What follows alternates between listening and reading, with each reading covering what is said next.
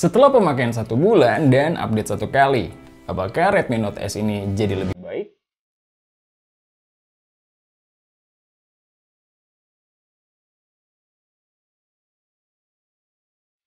Hai Smart Buyer, gue Rizky. Kali ini kita akan nge-review Redmi Note XS, dimana kita sudah pakai selama 1 bulan. So, apa aja perkembangannya? Let's check this out. Selama pemakaian 1 bulan, hal yang paling kita suka adalah desainnya, terutama bodi belakangnya. Secara sekilas kayak dilindungi Gorilla Glass, tapi enggak sih. Terus finishing haze-nya juga bikin bodinya lumayan pede dipakai tanpa soft case karena udah nggak pusing lagi dengan bekas sidik jari. Apalagi lengkungan bodinya yang nambah kesan kemewahannya. Untuk desain kamera utamanya sendiri mirip-mirip dengan saudaranya, yaitu Redmi Note 10 baik yang Pro maupun yang biasa. Bedanya kalian lihat sendiri aja lah ya. Ukuran layarnya pun gak gede-gede banget kayak saudaranya Redmi Note 10 Pro, dimana di sini cuma di 6,43 inch dengan kamera pansol yang kecil banget, tapi sayangnya warna frame-nya kameranya nggak hitam total, jadi masih lumayan terasa. Untuk bezel di HP ini cukup tipis meskipun dagunya masih lebih besar daripada sisi lainnya, tapi masih terhitung tipis. Kemudian fingerprint scannernya ada di samping, dimana ini lumayan praktikal lah. Slot SIM tray-nya juga udah bertipe dedicated, jadi kalian gak akan pusing lagi kalau mau pakai 2 kartu, plus micro SD, dan tidak lupa ada infrared blaster yang selalu hadir di seri-seri Redmi. Bobotnya sendiri nggak bisa dibilang enteng karena beratnya di 193 gram, tapi ketebalannya cukup oke, cuma di 8,1 mm. Secara desain sebenarnya ini selera masing-masing, cuma kalau buat kita suka banget kok. Bagian yang kita suka selanjutnya adalah layarnya yang bertipe AMOLED. Tentu aja udah Full HD+. Kecerahannya juga nggak main-main, ada di 1100 nit, yang tentu aja enak lah diajak buka layar di luar ruangan. Nonton video juga di sini berasa nikmatnya. Namanya juga AMOLED, cocok banget buat multimedia, karena warnanya bener-bener vivid. Kalau ketemu warna hitam, jadinya hitam pekat, bukan grayish gitu.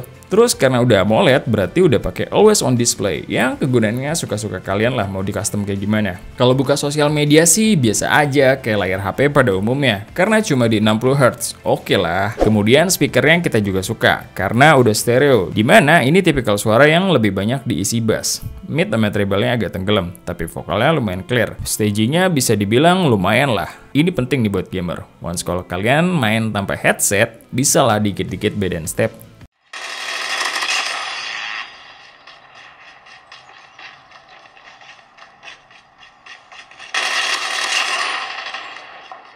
Untuk sekelas harganya, layar dan audio yang dikasih udah cakep banget sih. Saat terima barangnya, masih menggunakan MIUI 12.5.1 dengan basis Android 11. Dan gak lama kita dapat update di 12.5.3. Jadi sebelum update, layarnya suka dimming gitu saat di lock. Performanya nggak stabil, hancur lah pas di situ. Nah, abis update lumayan improve. Hal-hal yang dulu kita keluhkan udah lumayan reda. Display yang dimming juga udah nggak ada. Satu hal yang menyebalkan dari MIUI, yaitu iklannya. Ya, kalau kalian oke-oke aja sih ya nggak masalah, atau kalian bisa nonaktifkan iklannya. Oh iya, mau info aja nih. Saat pertama kali terima, occupied storage-nya ada di 17,1 GB, termasuk bloatware. Total bloatware di HP ini nggak main-main, ada 22 aplikasi yang di luar Android. Mantep nggak tuh? Terus kita coba hapus semuanya. Hasilnya kita bisa hemat 5,3 GB. Occupied storage-nya jadi 11,71 GB. Kelengkapan sensornya udah mantep lah, apalagi ada gyro, cocok lah buat player PUBG dan CODM yang suka pakai. Kecepatan fingerprint sensornya juga udah lumayan cepat, karena peletakannya ada di samping, walau bukan in display. Kalau face unlock-nya cukup presisi dan sensitif. Terus HP ini juga ada NFC loh, mantep lah. 5 GB lebih cuman buat bloatware doang. Gila.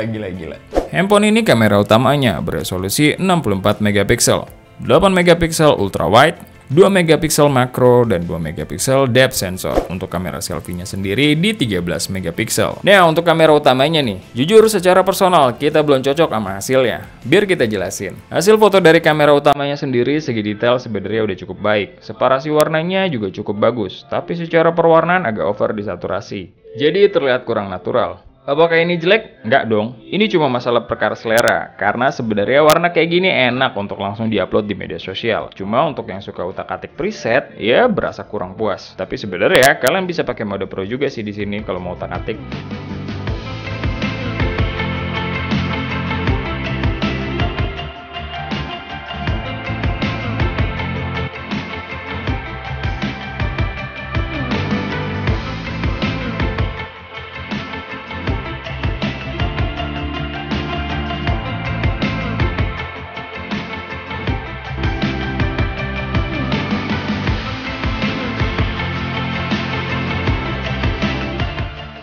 Terus untuk hasil mode portraitnya, secara kedalaman udah cukup enak dilihat, tapi masalah kerapian enggak lah, sesuai dengan harganya.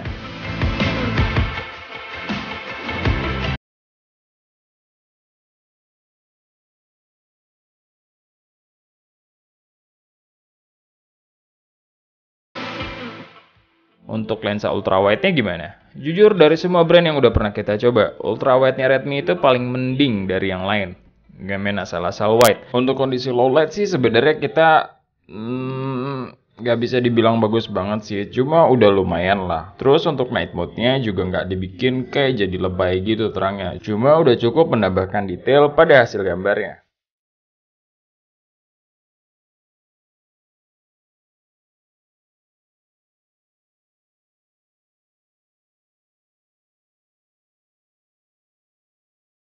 Untuk kamera selfie-nya sendiri, secara warna kulit kita dibikin kemerah-merahan gitu. Terus detailnya juga berasa kurang di sini. Kalau untuk potretnya sih warnanya jadi agak membaik, tapi detailnya cenderung turun. Pindah ke hasil perekaman video kamera belakangnya. HP ini sudah bisa merekam di 4K 30fps tanpa IIS. Cuma hasilnya jujur sih, kita nggak bisa ngeliat perbedaan yang mencolok dari 1080p-nya. Nah, enaknya di resolusi 1080p ini sudah punya dua opsi frame rate, yaitu di 60fps dan 30fps. Untuk 60fps-nya kita suka sih, kalian bisa gunakan untuk beauty-beauty.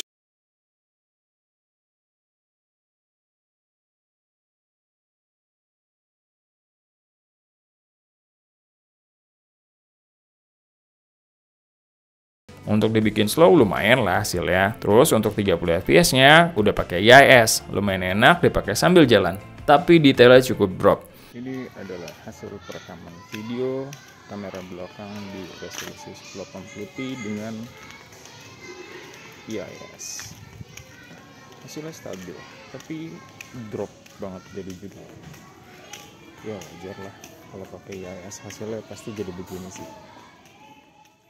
Kalau untuk perekaman video kamera depannya, ampun dah. Ini kulit kita dibikin merah banget. Gak ngerti salahnya di mana. Detailnya juga turun, tapi seenggaknya udah ada IIS.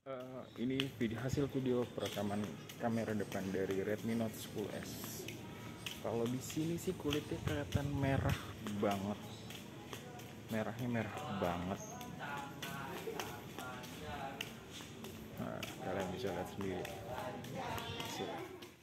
Ingat ya, sekali lagi, ini secara personal buat kita, tapi secara detail udah bagus kok. Untuk performa sehari-hari, HP ini dibekali chipset G95. Sedangkan untuk RAM-nya 8GB dan storage-nya 128GB. Saat kita gaming test, waktu pertama kali datang, HP ini mengalami banyak masalah, di mana performanya benar-benar gak stabil. Skor Antutunya dari 360 ribuan berubah jadi 220 ribuan di akhir tes. Terus HP-nya juga panas, main game jadi nge-lag. Hancur deh, kita nggak suka. Nah, pasca update, performanya jadi lumayan lah. Kalau dibilang stabil ya nggak stabil-stabil banget kayak kompetitornya. Cuma udah nggak separah dulu. Kalian udah beli dan udah update, ngerasa gitu nggak sih? Komen di bawah ya. Kalau kita coba di Mobile Legends, kalian udah bisa main di settingan ultra dengan HFR bisa aktif. Feel saat bermainnya udah cukup stabil di sini. Tapi kalau kalian main terus-terusan di settingan tertinggi, dalam waktu lama ya bakal nemu juga ngeframe-nya.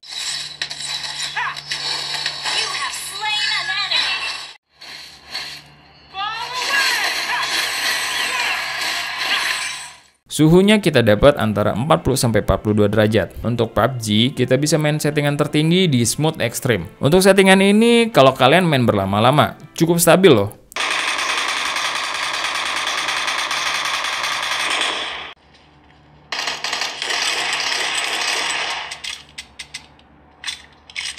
Tapi suhunya tetap panas. Padahal kita main pakai WiFi, bisa di 44-45 derajat. Terus untuk Genshin Impact, di sini sekarang udah bisa main di medium. Frame dropnya sih nggak sengeselin waktu pas pertama kali kita beli.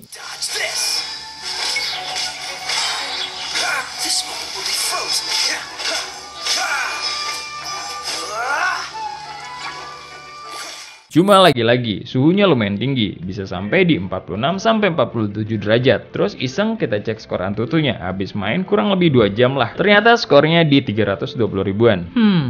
Padahal kalau idle udah bisa di 360 ribuan. At least gak sampai 220 ribu kayak waktu itu. Improve sih sebenarnya dari yang pertama kali datang. Gak terlalu nge-lag dan ganggu banget. Cuma masalah suhunya nih, masih cukup tinggi. Bicara masalah baterai, HP ini dibekali baterai lumayan di 5000 mAh. Selama pemakaian, kita nggak pernah kehabisan baterai di tengah hari. Tapi, ketika kita main game, baru deh baterainya lumayan nyedot. Main PUBG 1 jam, 16% kurangnya. Genshin Impact 1 jam kurangnya 17%. Dengan kondisi brightness di 50 dan kita pakai headset. Untuk ngecasnya nih, cepet kok selama kalian ngecas dalam keadaan mati. Untuk 0-100% dalam waktu 1 jam 15 menitan. Tapi kalau dalam kondisi hidup, terus kita gunakan baterai lock. Ngecasnya jadi lama, bisa di 2 jam 16 menit. Dari 5% ke 100%. Simpulannya, kalau kalian mau ngecas, mending kalian matiin aja biar cepet. Untuk pemakaian sehari-hari tanpa gaming yang ekstrim, sebenarnya udah cukup banget. Cuma kalau kalian mau main game, takar-takar ya. Nah, masuk kesimpulannya nih, menurut kita, layak gak handphone ini dibeli? Boleh lah, tapi kalian harus sabar. Secara desain, kita no komplain. Layar dan speaker, cakep. Kelengkapan sensor, mantap. Kameranya bukan selera kita, tapi detailnya udah bagus. Performa gamingnya juga improve dari yang awal-awal. Cuma suhunya masih agak tinggi. Baterainya juga awet selama nggak terlalu banyak main game. Apakah layak beli? Buat kita layak lah. Selama kalian main gamenya bukan sesuatu yang harus banget. Tapi bisa jadi kalau ada update, jadi lebih stabil. Who knows? Dan lagi-lagi, keputusan di tangan kalian. Thank you for watching. Sebelum pamit, ingat, research before you buy and be smart buyer. See ya!